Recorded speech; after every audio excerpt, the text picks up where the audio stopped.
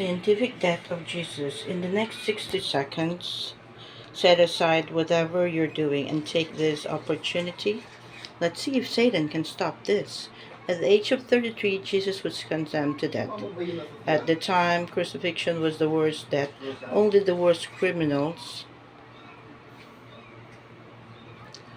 were condemned to be crucified.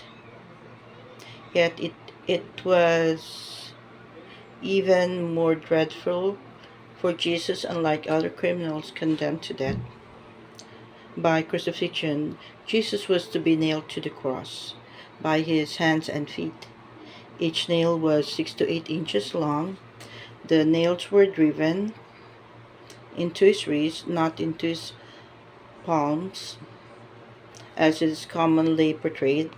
There is a tendon in the wrist that extends to the shoulder. The Roman guards knew that when the nails were being hammered into the wrist, the tendon would tear and break, forcing Jesus to use his back muscles to support himself so that he could breathe.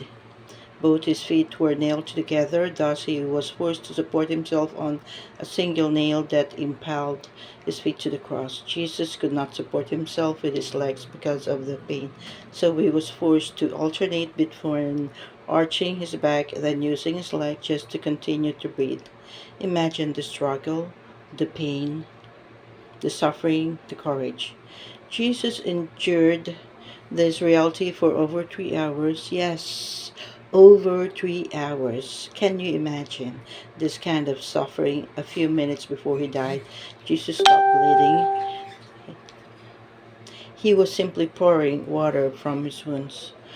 From common images, we see wounds to his hands and feet, and even the spear wound to his side, but do we realize the wounds were actually made in his body? A hammer driving large nails through the wrists, the feet overlap, and an even larger nail hammered through the arches. Then a Roman guard piercing the side with a spear.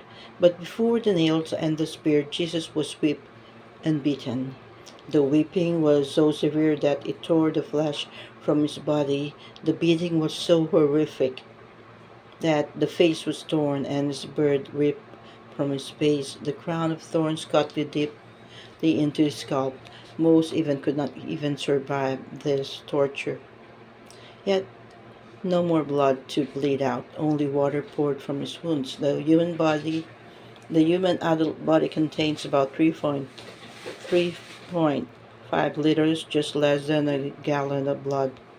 Jesus poured all the 3.5 liters of his blood, yet 3 nails hammered into his members, a crown of thorns on his head, and beyond that, a Roman soldier who stabbed a spear into his chest.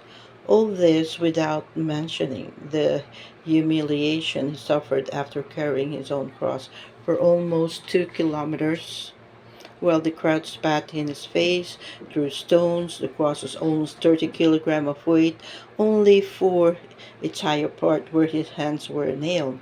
Jesus had to endure the experience to open the gates of heaven so that you can have free access to God, so that sins could be washed away, all of them, with no exemption.